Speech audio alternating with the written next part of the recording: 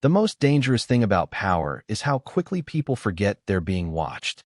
The live stream had already crossed 50,000 viewers before anyone even knew the woman's name. Downtown Chicago pulsed beneath flashing patrol lights and glowing storefront windows as people gathered along West Monroe Street, phones raised high, recording every second. In the center of the crowd stood Officer Daniel Brooks, 6'2", broad-shouldered, jaw tight with irritation as he pressed a black woman against the hood of a police cruiser while his body camera blinked steadily against his chest. "Keep your hands where I can see them," he snapped, loud enough for everyone nearby to hear. The woman didn't resist. She stood calmly in a charcoal gray coat, her curls tied neatly behind her head despite the cold wind cutting through the street. Her purse rested on the wet pavement near the curb where Daniel had dropped it moments earlier. Around them, whispers spread through the crowd like sparks. "What did she do?" somebody asked. "Nothing," another voice answered quietly. Daniel ignored them. His attention stayed fixed on the woman in front of him. "You people always act surprised when someone finally stops you," he muttered as he tightened his grip on her wrist just enough to make a point. Several people gasped. A teenager standing near a bus stop lifted his phone higher.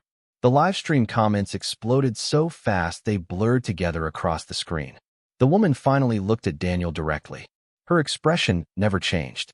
No anger, no panic, just stillness, the kind that made people uncomfortable. "Officer," she said evenly, "you should think carefully about what happens next." Daniel laughed under his breath. "Oh, I know exactly what happens next."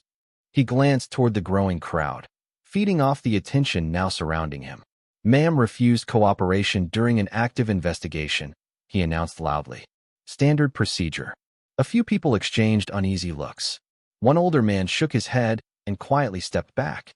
The wind carried the distant sound of traffic and elevated trains overhead, while blue and red reflections flashed across nearby windows. The city felt cold tonight, colder than usual. The woman slowly lowered her eyes toward the body camera attached to Daniel's uniform. The small red light blinked once, twice, recording everything. "Good," she said softly. "Make sure it keeps running." For the first time, something flickered across Daniel's face. Not fear. Not yet. Just irritation mixed with confusion. He reached for her purse again, unzipping it aggressively while papers spilled onto the hood of the cruiser. One sheet slid loose in the wind before an older officer standing several feet away suddenly stepped forward and froze. His eyes locked onto the name printed across the document. The color drained from his face instantly. "Daniel," the older cop said carefully, his voice tight. "You might want to stop this right now." But Daniel wasn't listening anymore. The crowd had grown too large. The cameras were everywhere now, and standing beneath the flashing patrol lights, the woman simply watched him with the calm expression of someone who already knew exactly how this story would end.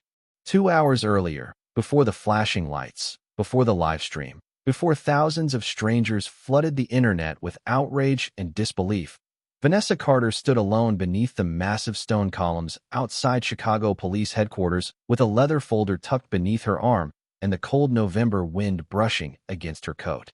The city moved around her in restless waves of noise and motion. Sirens echoed somewhere in the distance. Elevated trains rattled overhead. Yellow cabs splashed through rainwater gathered near the curbs. Chicago looked alive from the outside, but Vanessa had spent enough years in law enforcement to recognize when a department was quietly rotting beneath the surface. She paused near the front entrance and studied the building carefully. Officers moved in and out beneath the glowing blue sign without noticing her. Some laughed loudly. Others kept their heads down, exhausted from overnight shifts. The smell of burnt coffee drifted through the open lobby doors every time someone entered. It looked like any other police station in America. That was what made it dangerous. Corruption never announced itself loudly anymore. It hid inside routines, inside silence, inside the moments nobody questioned. Vanessa adjusted the sleeve covering her wristwatch and glanced briefly at the text message glowing on her phone screen. "Mayor Whitmore. Arrival confidential until tomorrow morning. Only command staff has been informed." She locked the screen without replying. Confidential. That word almost made her smile. In the last 6 months, 3 internal investigations had mysteriously disappeared before reaching court. Body camera footage had gone missing. Civilian complaints had been erased from records. One young black teacher had spent 48 hours in custody because an officer entered the wrong license plate into the system. No apology followed. No suspension. Nothing. Vanessa had read every file personally during her assignment in Washington. The deeper she looked into Chicago Police Department, the more one name kept resurfacing inside witness interviews and complaint reports. Officer Daniel Brooks. Decorated. Popular with local media. Commended twice for aggressive policing. Protected by supervisors who valued headlines more than truth. Vanessa stepped toward a nearby coffee cart parked across from the station entrance and ordered black coffee in a calm voice. The vendor handed her the cup with frozen fingers while glancing nervously toward a pair of officers arguing beside a patrol SUV. "Busy morning already," he muttered. Vanessa followed his gaze quietly. One officer shoved paperwork against the windshield while another laughed. Nobody noticed the homeless veteran sitting 10 feet away in the cold asking for help. Nobody looked at him twice. Vanessa lowered her eyes slowly. That was the problem with unchecked authority. Eventually, people stopped seeing human beings altogether. Her phone buzzed again. This time the message came from Captain Raymond Ellis himself. "Looking forward to officially meeting you tomorrow, Chief." Vanessa stared at the message for several silent seconds while the wind curled through downtown streets around her. Then she slipped the phone back into her coat pocket and looked up toward the station entrance once more. Across the street, Officer Daniel Brooks exited the building laughing with another cop, completely unaware that the woman quietly standing 50 yards away would change his life before the night was over. By late afternoon, the clouds hanging over Chicago had turned dark enough to swallow the last traces of sunlight, and the city seemed to move faster beneath them, as if everyone was trying to outrun the storm creeping in from Lake Michigan. Vanessa Carter walked slowly along West Monroe Street with her coat buttoned high against the wind, while office workers rushed past carrying umbrellas and paper coffee cups. Somewhere nearby, music spilled faintly from a street saxophone player, while traffic lights reflected across wet pavement in long streaks of red and gold. To everyone around her, she looked ordinary. Another professional woman navigating another cold evening downtown. Nobody noticed the way she quietly studied every police cruiser passing through the intersection. Nobody noticed the careful attention she paid whenever officers spoke to civilians. That was how she preferred it. Invisible people heard the truth more clearly. Across the city, Officer Daniel Brooks was finishing his shift briefing inside the 12th District substation, while a television mounted near the ceiling replayed footage from a local news interview, praising recent police enforcement efforts downtown. Daniel leaned back in his chair with a satisfied grin as another officer nudged him. "You are becoming a celebrity now," the younger cop joked. Daniel smirked and adjusted the silver watch around his wrist. "Somebody has to keep this city under control." A few officers laughed quietly while Captain Raymond Ellis stood near the front of the room pretending to review paperwork. Unlike the others, Ellis looked distracted. Nervous. Every few minutes, he checked his phone again before sliding it back into his pocket. Daniel noticed immediately. "Captain, you all right?" Ellis forced a quick nod. "Just waiting on City Hall confirmation." Daniel shrugged without much interest. Rumors about the incoming police chief had been spreading for weeks already. Some officers claimed the new chief came from Washington. Others said the mayor wanted somebody tough on corruption after months of public pressure. Daniel never worried about leadership changes. Men like him survived every administration because they understood how to play the game. Good press, strong arrests, political friendships. That was what mattered. Outside the station, rain finally began falling in thin, cold sheets as Vanessa stopped beneath the awning of a small convenience store near the train platform. She stepped aside to let a teenage boy enter first, noticing immediately how tense he became when two patrol officers walked by the entrance. The boy lowered his eyes instantly and pulled his hood tighter around his face, even though he had done nothing wrong. Vanessa watched him carefully. Fear-like, that did not appear overnight. It was taught, conditioned, passed from one painful experience to another until entire communities learned to stay silent around uniforms. Her jaw tightened slightly as she remembered the complaint files she had reviewed before arriving in Chicago. Missing evidence, false reports, body camera failures occurring at suspiciously convenient moments. And buried inside too many of those files was the same signature. Officer Daniel Brooks. Vanessa glanced up toward the darkening sky while thunder rolled softly over the city skyline. Her phone buzzed once more. This time the message came from an unknown number. The department does not know you are here yet. Be careful who sees you. Vanessa read the message twice before slipping the phone away again. Then she stepped back into the rain and continued walking downtown, while several blocks away Officer Daniel Brooks climbed into his patrol SUV, completely unaware that fate was slowly steering both of them toward the same intersection. Rain hammered the city harder by the time Daniel Brooks turned his patrol SUV onto West Monroe Street, the windshield wipers moving in sharp, steady rhythm, while reflections from neon signs blurred across the wet glass. Downtown Chicago was crowded despite the weather. Office workers hurried beneath umbrellas. Tourists squeezed beneath storefront awnings, and delivery drivers shouted over honking traffic as steam curled upward from street vents into the freezing evening air. Daniel rested one hand on the steering wheel while scanning pedestrians with the casual suspicion that had become second nature after years on patrol. Then he saw her. Vanessa Carter stepped off the curb beneath the glow of a crosswalk signal, her charcoal coat moving slightly in the wind, while she carried herself with calm, controlled confidence that immediately irritated him for reasons he could not explain. She did not look nervous around police. She did not lower her eyes when the patrol SUV slowed beside her. That alone was enough to trigger something ugly in Daniel's mind. He pulled sharply toward the curb, lights flashing once as nearby pedestrians instinctively stopped to watch. Vanessa turned slowly toward the vehicle without panic. Daniel stepped out into the rain, adjusting his utility belt while water dripped from the edge of his uniform cap. "Ma'am," he called firmly, "I need a word with you." Several people nearby glanced over immediately. Phones were already coming out. Vanessa stopped beneath the flickering glow of a bus stop advertisement and faced him calmly. "Is there a problem, officer?" she asked. Daniel approached with measured steps, eyes narrowing. "We have reports of suspicious activity in this area." Vanessa remained still. And what exactly looks suspicious? The question should have been simple. Instead, it felt like a challenge. Daniel glanced briefly at her expensive leather bag, her tailored coat, the confidence in her voice. Something about her composure irritated him even more than open defiance would have.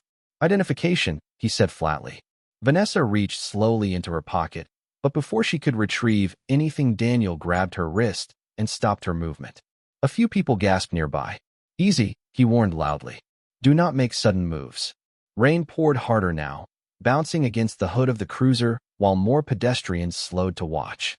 Somewhere in the growing crowd, a phone camera tilted closer. Daniel could feel a tension building around him, and instead of calming down, he leaned into it. "You people always think rules are optional," he muttered under his breath. Vanessa heard every word. So did several people standing nearby. Silence spread through the sidewalk like a wave. One young woman lowered her umbrella slowly, staring in disbelief. Vanessa looked directly into Daniel's eyes. Calm, unshaken. "Officer," she said quietly, "you are making a serious mistake." Daniel laughed once, short and dismissive. "That is what everybody says." Without waiting for permission, he took her bag and searched through it roughly while papers shifted loose beneath the rain. The crowd grew larger by the second now. Dozens of phones pointed toward the scene as livestream notifications spread online. Daniel barely noticed anymore. He was too focused on proving control, too focused on the image he believed he owned. But standing just 20 feet away near the edge of the sidewalk, an older patrol officer suddenly froze after spotting the official city folder partially exposed inside Vanessa's bag. His face lost color instantly. "Brooks," he called out sharply over the rain. "Stop right now." But Daniel never looked back. The rain kept falling across downtown Chicago, as if the city itself wanted to wash away what was happening on West Monroe Street. But the cameras stayed fixed on Officer Daniel Brooks and the woman standing silently in front of him. By now the live stream had spread far beyond the sidewalk crowd. Thousands of viewers were flooding social media with clips and comments, while flashing notifications lit up phone screens across the city. Yet in the middle of all the noise, Vanessa Carter remained completely still. Calm had become her greatest weapon long ago. Daniel stood beside the patrol cruiser, breathing harder now, frustration building every time she refused to react the way he expected. Most people became emotional under pressure. Most apologized. Most begged. Vanessa did none of that. Instead, she simply watched him while rainwater rolled slowly from the edge of her coat, sleeves onto the pavement below. The older patrol officer stepped closer, clearly uneasy. "Brooks," he repeated carefully, lowering his voice this time. "I think you need to slow down." Daniel barely looked at him. "I have this under control." The officer glanced toward the Leather City folder lying half open on the hood of the cruiser. A gold seal was visible beneath the rain droplets now. Official. Important. Dangerous. His stomach tightened immediately. "Where did you get that folder?" he asked Vanessa quietly. Before she could answer, Daniel cut in sharply. "Does not matter. Anybody can fake paperwork." Several people in the crowd exchanged uncomfortable looks. One woman recording the scene shook her head slowly. "This is wrong," she whispered to the person beside her. Daniel ignored them all. He picked up a stack of papers from Vanessa's bag and flipped through them impatiently until a photograph slipped loose and landed against the wet pavement. The older officer bent quickly to retrieve it. The moment he saw the image, his face changed completely. It was an official ceremony photo from Washington, D.C. Vanessa stood beside the mayor of Chicago and several federal officials, all smiling beneath a banner that read Leadership Transition Initiative. The officer stared at the picture for 2 full seconds before looking back at Vanessa with visible alarm. "Oh my God," he muttered under his breath. Vanessa said nothing. Her eyes briefly moved toward Daniel's body camera again. Still recording. Every word, every expression, every decision. Across the street, a black SUV suddenly turned the corner and slowed near the crowd. Another vehicle followed behind it. Dark tinted windows. Government plates. Several officers nearby immediately straightened their posture the moment they noticed the convoy. Daniel finally sensed the shift in atmosphere around him. The crowd had gone quieter now. Even the live stream comments flooding the phones nearby seemed to pause beneath growing tension. Daniel looked around irritably. "What now?" he muttered. Then Vanessa reached calmly into her coat pocket and removed her phone. This time Daniel did not stop her. He watched silently as she checked a message on the screen before slipping the phone away again. Her expression never changed. "Officer Brooks," she said softly, almost sympathetically, "there is still time for you to handle this correctly. But pride can make a man deaf long before consequences arrive." Daniel squared his shoulders and forced out a cold laugh for the cameras still pointed at him. "Nice try," he said. "You think I am supposed to be intimidated?" Vanessa lowered her eyes briefly as thunder rolled across the skyline behind them. "No," she answered quietly. "I think you were never taught when to stop." The storm over Chicago seemed to pause for a moment as the black SUVs rolled slowly toward the growing crowd on West Monroe Street, their headlights cutting through rain and steam rising from the pavement. Conversations faded. Phones lifted higher. Even the traffic noise surrounding downtown suddenly felt distant beneath the pressure building in the air. Officer Daniel Brooks stood beside the patrol cruiser, trying to maintain the same confidence he had carried all evening. But something inside him had begun to shift. It started with the way nearby officers stopped talking the second the vehicles arrived. Then came the looks. Quiet. Uneasy. The kind people exchange when they realize a situation has already gone too far. Vanessa Carter remained motionless beside the cruiser while rainwater traced down the side of her coat. She looked less like someone being detained and more like someone observing a test that had already produced its final result. The older patrol officer stepped closer to Daniel again, lowering his voice urgently. "Brooks, listen to me carefully," he whispered. "You need to end this now." Daniel's jaw tightened immediately. "Why is everybody acting strange?" he snapped. Before anyone answered, the rear door of the lead SUV opened, and 2 sharply dressed city security officials stepped onto the sidewalk carrying umbrellas against the rain. The crowd instinctively moved backward to clear space for them. One of the men scanned the scene once before his eyes landed directly on Vanessa. His expression changed instantly. Respect. Recognition. "Ma'am," he said calmly. "We have been looking for you." A ripple moved through the crowd. Daniel blinked hard, suddenly aware that several officers around him were staring at Vanessa differently now. No longer suspicious. No longer dismissive. Careful. Very careful. Vanessa nodded once toward the security official, but kept her attention on Daniel. "Officer Brooks was just finishing his investigation," she said quietly. The sentence should have relieved him. Instead, it made his stomach tighten. Because for the first time that night, Daniel realized she was protecting him from something. Captain Raymond Ellis arrived moments later, rushing through the crowd without even bothering to shield himself from the rain. His breathing looked uneven, nervous, panicked. "Everybody clear this area," he ordered quickly while avoiding direct eye contact with Vanessa. Daniel stepped toward him immediately. "Captain, what the hell is going on?" Ellis finally looked at him, and whatever Daniel saw in his face made the blood drain from his own. Fear. Real fear. The kind no officer wanted to see in a commanding officer. Ellis pulled him aside slightly, speaking through clenched teeth. "Tell me you did not put your hands on her." Daniel stared back in disbelief. "Captain, she matched suspicious behavior. I was doing my job." Ellis closed his eyes for one brief, exhausted second. Around them, livestream viewers continued multiplying online while cameras captured every reaction unfolding on the rain-soaked sidewalk. The older patrol officer quietly removed his hat, suddenly unable to even watch anymore. Vanessa glanced once toward Daniel's body camera, still blinking red against his chest, recording everything, every word, every expression, every mistake. Then one final vehicle pulled to the curb behind the others. A city driver stepped out holding an umbrella before opening the rear passenger door with immediate respect. And in that instant, every officer on the street seemed to stop breathing at the exact same time. Rainwater rolled down the windows of the black city vehicle as the rear passenger door opened slowly beneath the flashing patrol lights. And for one long breath, nobody on West Monroe Street moved at all. The crowd stood frozen behind glowing phone screens, while downtown traffic crawled silently past the intersection. Even the storm itself seemed quieter now, as if the city understood something irreversible was about to happen.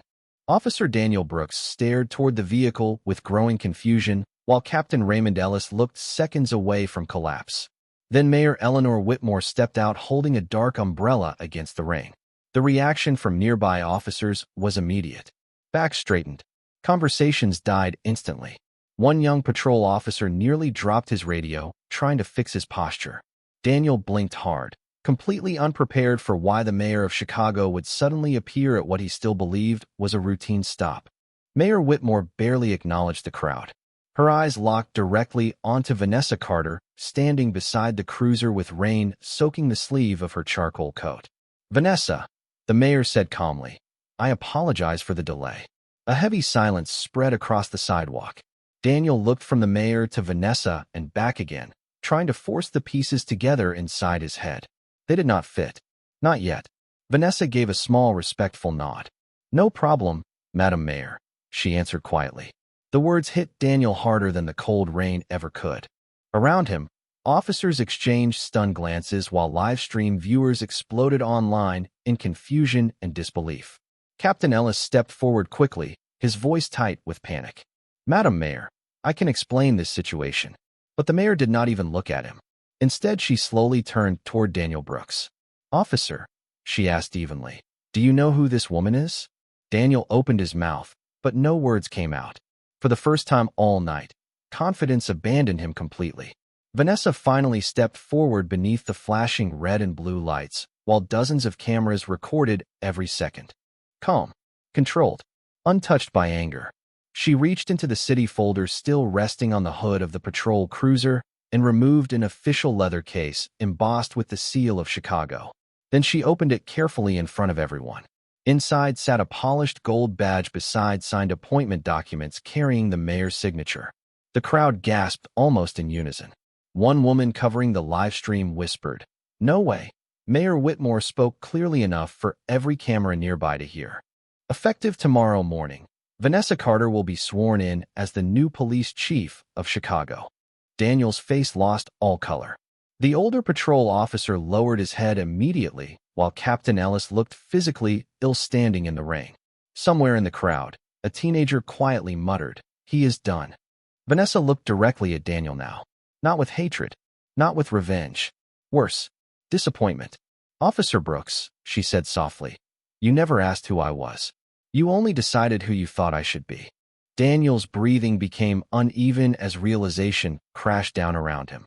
The live stream, the body camera footage, the witnesses. Every word he said had already spread across the city. And standing under the storm-dark sky of downtown Chicago, surrounded by cameras and silence, Officer Daniel Brooks finally understood that the woman he tried to humiliate in public had just become the most powerful person in his entire department.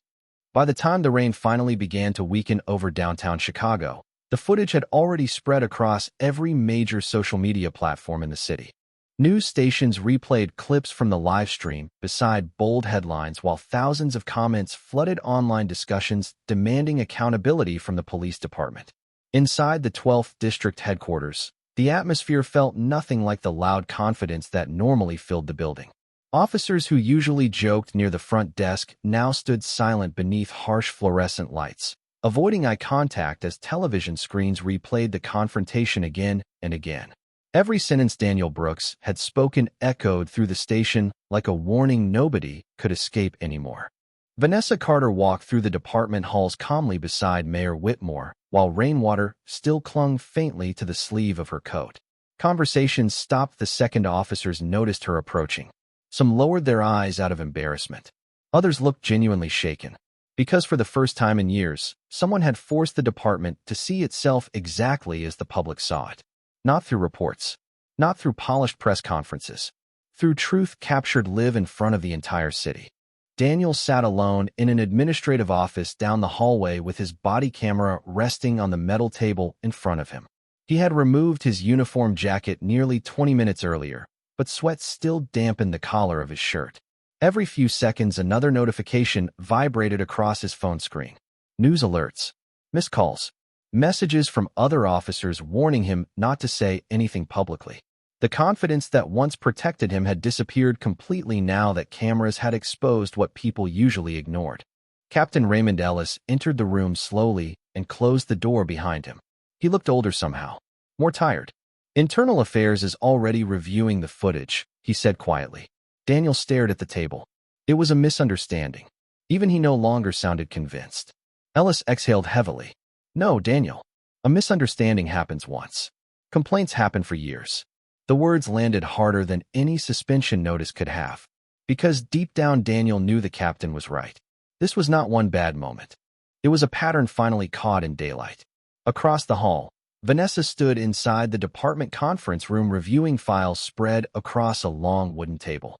Civilian complaints, missing body camera reports, disciplinary records that had quietly vanished under previous leadership. Several command staff officers shifted nervously while she read in silence. Nobody interrupted her. Nobody challenged her authority now. Finally, Vanessa lifted one of the folders and looked toward the room. Do you know what destroys public trust faster than corruption? She asked calmly. Nobody answered. Silence, she said. Because silence teaches people that nobody inside these walls will protect them. The room stayed completely still. Outside the conference room windows, reporters gathered beneath umbrellas near the station entrance while camera lights reflected across wet pavement below. Chicago was watching everything tonight. Vanessa closed the final folder slowly before reaching into her coat pocket and removing the silver handcuffs Daniel had briefly placed on her hours earlier. She set them carefully on the conference table without anger or drama. The quiet sound of metal against wood seemed louder than shouting. A badge means nothing, she said softly, if the people wearing it forget the humanity behind it. And somewhere down the hallway, Officer Daniel Brooks finally understood that losing power was not the worst part of karma. The worst part was being forced to see yourself clearly for the very first time. Morning sunlight broke through the clouds over Chicago for the first time in 2 days, spilling across the stone steps of police headquarters where reporters, civilians, and officers gathered beneath rows of television cameras waiting for the department's official statement. The storm was gone now, but the tension hanging over the city remained heavy. Across social media, the footage from West Monroe Street had already been viewed millions of times. Comment sections filled with anger, heartbreak, and painful stories from people who said they had experienced moments just like that one for years without ever being believed. But today felt different. Today the city was finally listening. Vanessa Carter stood behind the podium in a navy blue suit with the Chicago skyline glowing behind her beneath the cold morning sun. Calm as ever. Composed. The silver police chief badge rested against her jacket, while rows of officers stood quietly nearby. Some looked ashamed. Others looked uncertain. A few looked relieved, as if somebody had finally said out loud what many inside the department had feared for years. Mayor Whitmore stepped aside after a brief introduction, leaving Vanessa alone at the microphone as camera shutters echoed across the plaza. For several seconds, she simply looked out at the crowd in silence. Not rehearsing, not performing, just observing the faces staring back at her. Reporters waiting for headlines. Families waiting for hope. Officers waiting to see what kind of leader she would become. Then Vanessa finally spoke. "The people of this city deserve to feel safe when they see a police uniform," she said steadily. "Not fearful, not invisible. Safe." The crowd remained completely silent. Even the reporters stopped typing. "What happened on West Monroe Street was not just about one officer," she continued. "It was about what grows inside institutions when accountability disappears and silence becomes easier than truth." Several officers lowered their heads quietly behind her.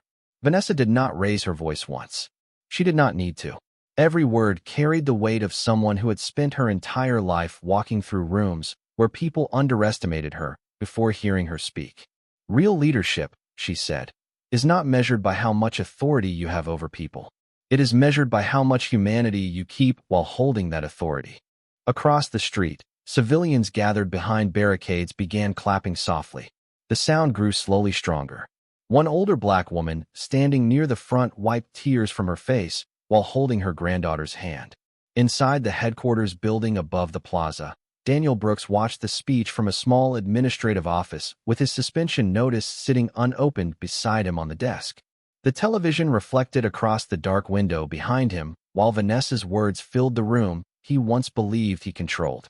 He looked older now, smaller somehow, not because he lost his badge, but because for the first time he understood the damage pride and prejudice could leave behind long after a moment ends. Down below, Vanessa stepped away from the podium as applause echoed across the plaza and camera flashes lit up the morning air. She paused briefly at the top of the headquarters steps before looking out over the city one final time. Chicago still had problems. The system would not heal overnight, but silence had finally been broken. And sometimes justice does not arrive with anger or revenge. Sometimes it arrives quietly, wearing dignity, carrying truth, and refusing to look away.